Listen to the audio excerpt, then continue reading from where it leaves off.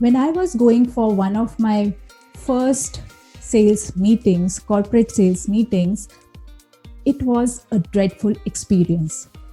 I had been chasing this particular prospect for more than 3 months.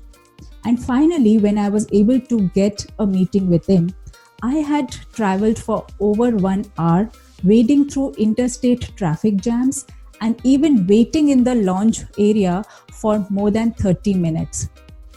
And after all this waiting and ordeal, when I finally got into the meeting room with him, I was there only for 10 minutes. Yes, and in 10 minutes, I knew that everything had fallen apart. He was not going to buy my solution or service that I was offering. But could I have had a different outcome for this meeting? Probably yes. Because there are a few things or techniques which I could have leveraged, which could have given me a positive or a desired result. And one of the main techniques which I could have used was storytelling. The use of stories in sales is a very powerful tool to help you gain the preference and attention of your buyer by helping and getting them to see how is it that you can help them.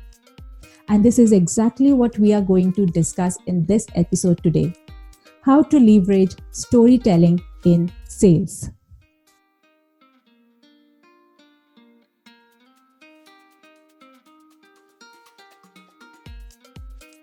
Fall in love with selling as you acquire the right mindset, selling style, and sales process that helps you take your business to more prospects, potential clients, and the world at large.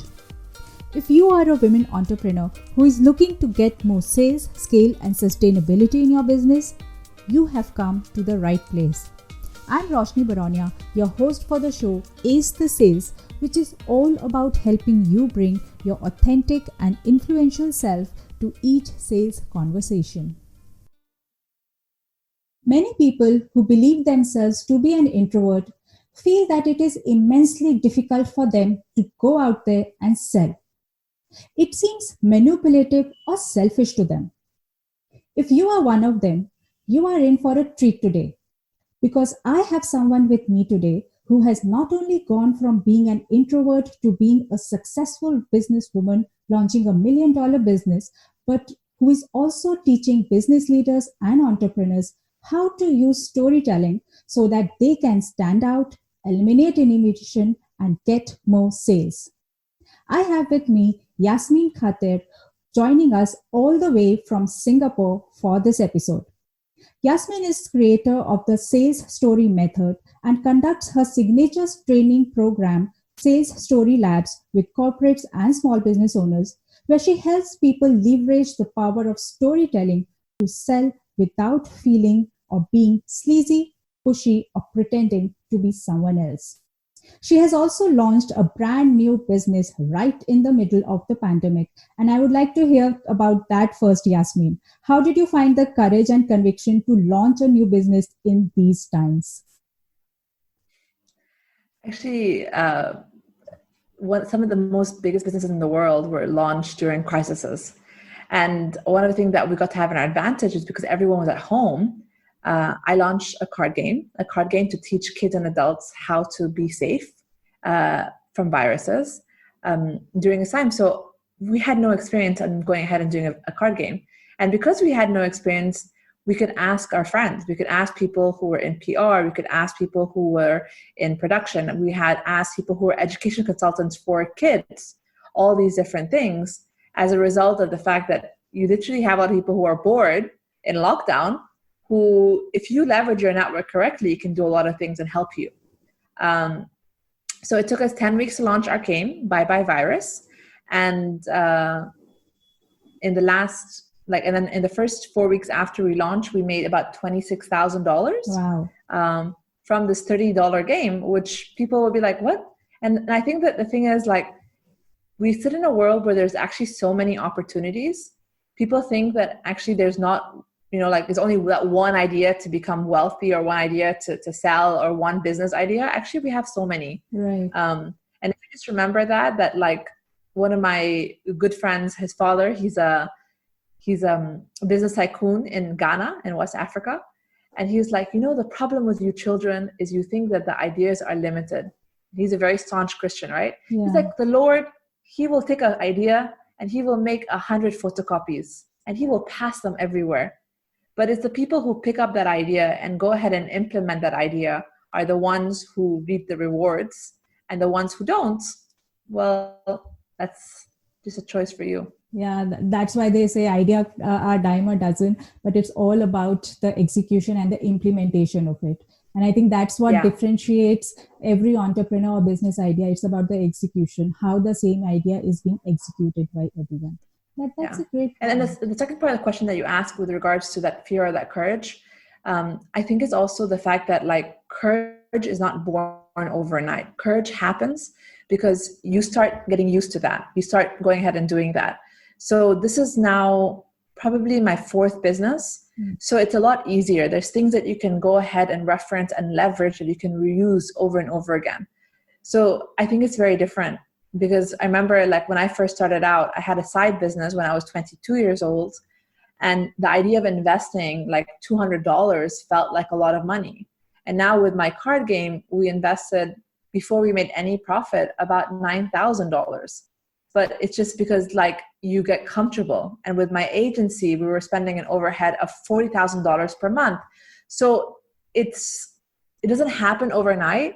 Like, so if you're starting out, you're thinking I have to invest in my business. Sometimes the first investment is like $100 buying a domain, right? And buying a hosting. And that is already like a huge investment. And then you're like, oh, okay, cool. Like I've spent $100. What is the next investment? So don't look at where I'm at, look at where you're starting, and just remember that everyone starts somewhere. And for me, that the first investments in my business were so scary. Like I remember when I hired a designer, and I hired someone and I paid $100. It was from the old version of Upwork. And it was a guy in India. And I was like so petrified because I had just, but it was really strange to invest in my business. So it was like a very, like somehow your brain make association that like I'm investing in actually in my dreams and what I want. Right.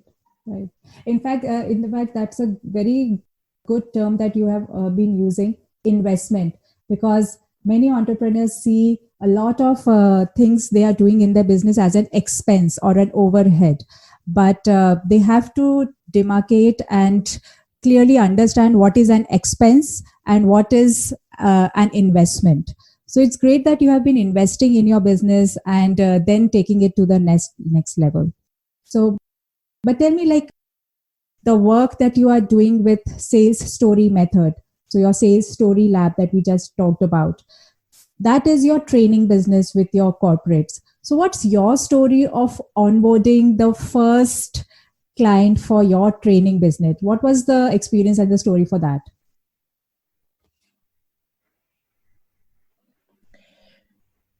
So actually, I got my first training client from my other business, where we were doing case study videos for sales teams.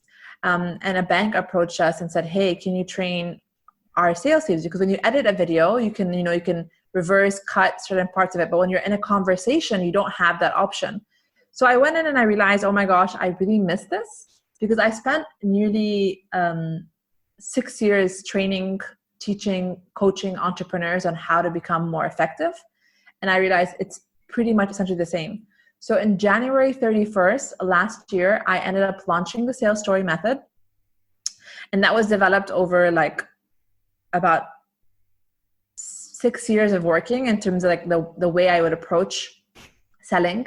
And then within a few weeks later, I got my first client. And onboarding for me is just really about realigning with that customer, becoming clear, what do they want to achieve, what is their metrics of success, and then from there going ahead and just rolling it out. And then obviously over the past 1.5 years, it's just gotten better and better and better. Mm-hmm. Right, that's interesting. But how did you arrive at creating a niche of storytelling? Like, how did you figure out that storytelling in sales is your niche? So that came from actually just working on it for years. So at the very beginning, when I first started my business, I was actually pretty terrible at selling. But what was really interesting is every time I shared a story, people would reach out to me and say, "Hey, I want to work with you. I could see myself in your shoes. I can relate to what you're going through." And that's when I realized that you don't necessarily have to look at selling as pitching or convincing or pushing someone. I think that's the old way of selling.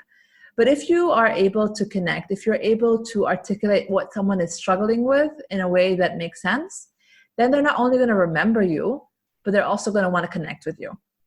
And it's incredible because every time I do a program, I get people asking me to be on podcasts, people asking me to contribute to books or to articles. And it's just because of the fact that like they can resonate, they can connect. They're also like looking at like, oh yeah, like I can see myself in her shoes.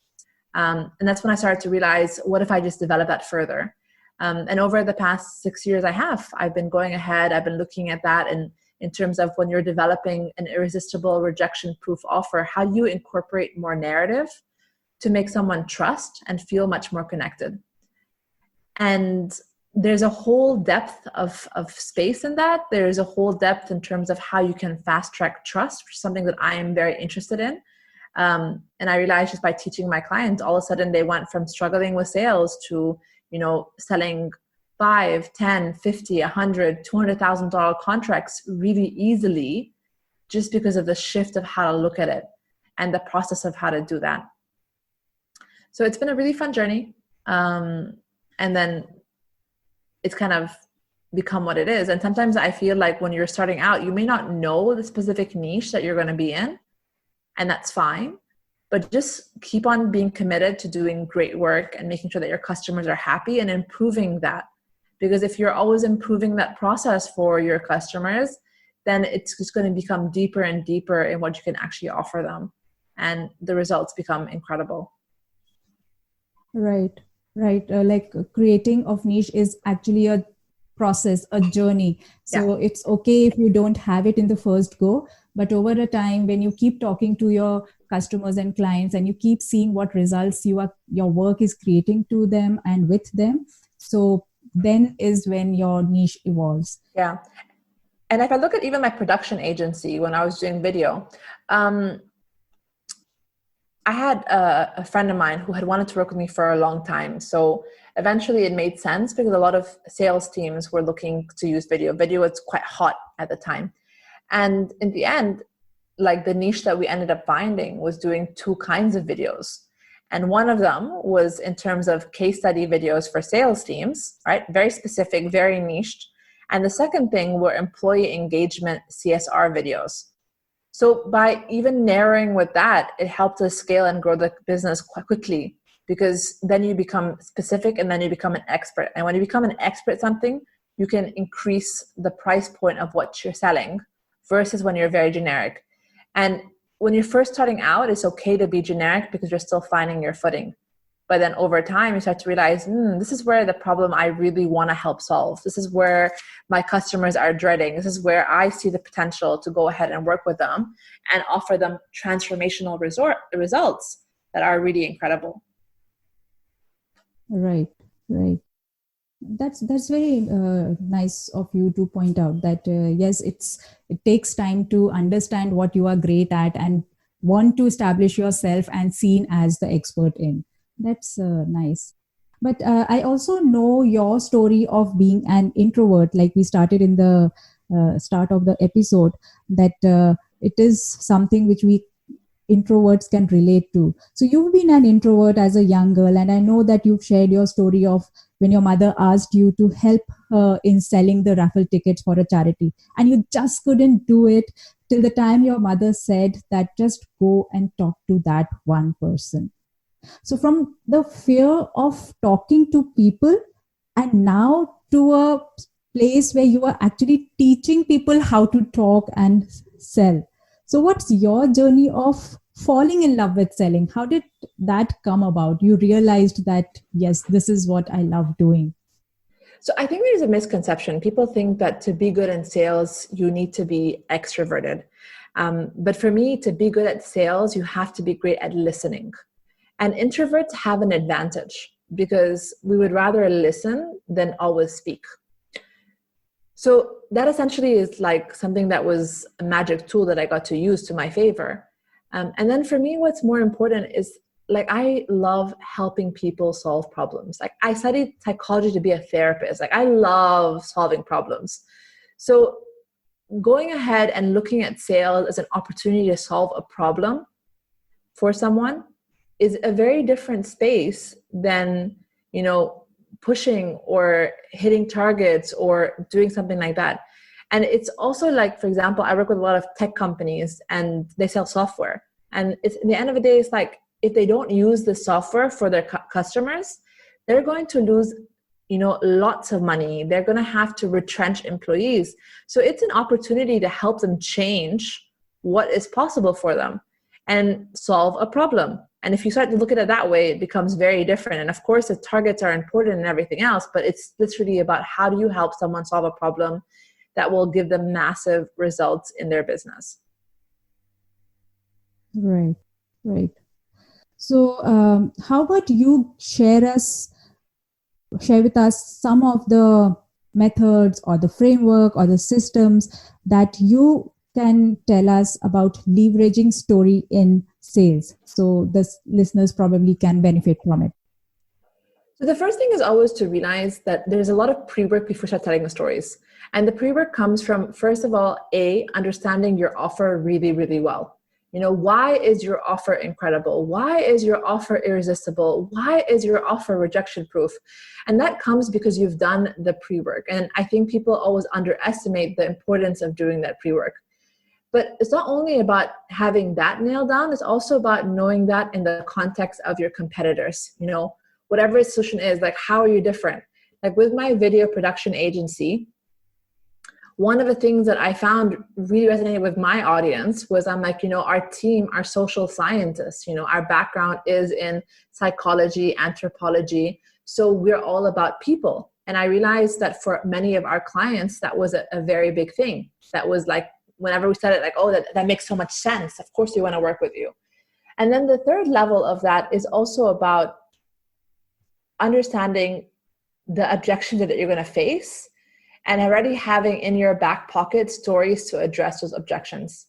And oftentimes what happens is we go into a meeting and not everyone, especially for entrepreneurs, have those kind of those story drive in their back pocket.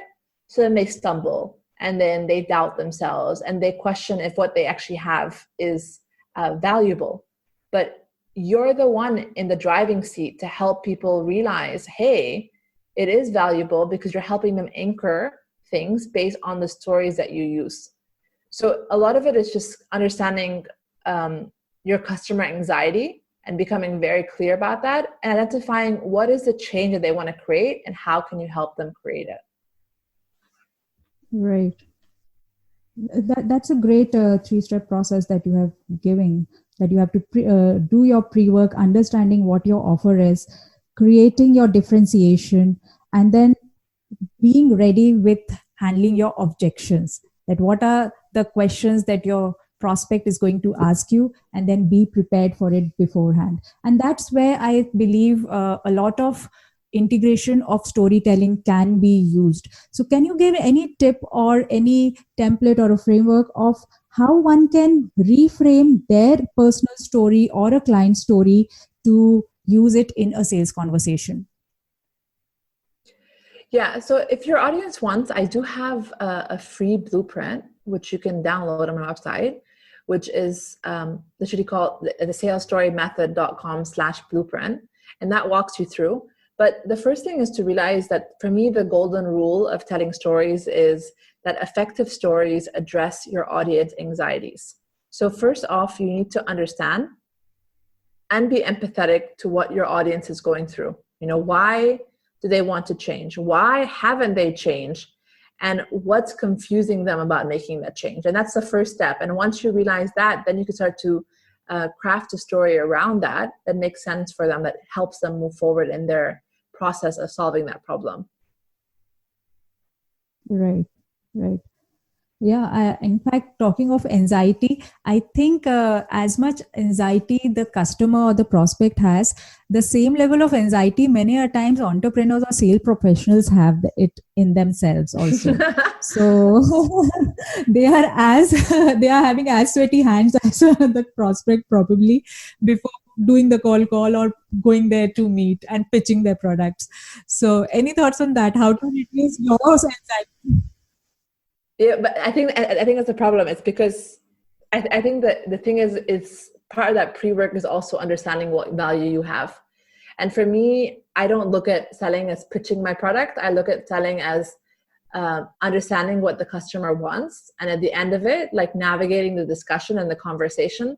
So at the end, the only option is what you actually have.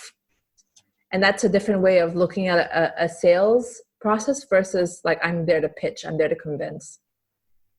Right, right. And last one for you, Yasmin. I know that you say this that sales and money is not a dirty word. I also believe that. So why do you say that? Is this your message? Sales and money is not a dirty word. Because for me, I remember like when I first started off, I always thought that like asking someone for money was not appropriate. Like I'm half Egyptian, right? And I'm Arab. And I think it's very similar in Indian culture as well. But it's quite shameful to bring up money. It's quite shameful to talk about how much stuff is, and you're not supposed to ask these kind of questions. I know that in Singapore it's very different. In Chinese culture, they're very happy to speak about money, but in the Arab culture, it wasn't. So imagine like this is the narrative that we've taken as childhood, and then we go into the world, and then we're told to ask somebody for money. And our child brain is like super confused because for maybe 25 years, you've been hearing how money was bad. And then all of a sudden you're asking me to ask for money, which is making a sale. And that's also bad. And then it's very confusing. So it's quite a funny thing how the human brain works. And then obviously I'm a psychologist, so I love this stuff. And that's why, again, I always reframe it. I know I sound like a broken record, but it's literally that, sales storytellers are amazing, powerful problem solvers. And at the end of it, like, if something hurts a lot, then I will pay for it. Like and I use this example a lot. If I was a mother and I had a child who wouldn't stop crying for one whole month, and someone told me that they could fix that for me, how much would I pay for that? I would pay a lot of money for that. If that pain could go away. So you always want to think about how can you be that for somebody else? And if you're thinking that sales and money are dirty words, then you can't show up and help someone be that for someone.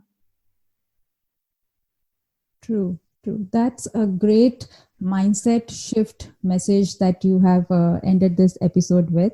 And thank you so much for having this conversation with us. I'm sure the listeners will have lot many takeaways from this one, like pinpointing the pain points of your customers so that you can be the problem solver for them. This is really amazing. Thank you so much, Yasmin. And if people want to connect with you, where can they find you? You can find me on LinkedIn. You can find me on Instagram or at the Sales Story Method.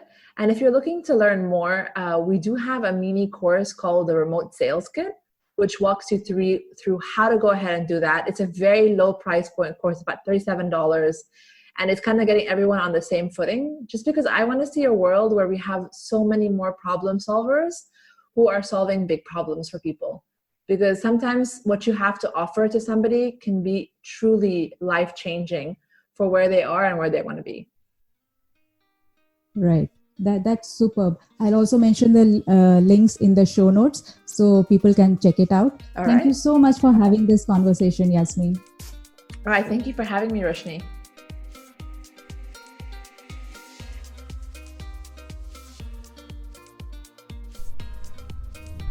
Thank you so much for investing your time in listening to this episode. If there is any aha moment or an insight that you've had from this show, do share it as a review on the link given in the show notes. The best way to show your love is to take a screenshot of this episode right now and post it on your Instagram and tag me at Roshni_Baronia. And although you might have already done it, but if not, do subscribe to the show so that you do not miss out on any future episodes.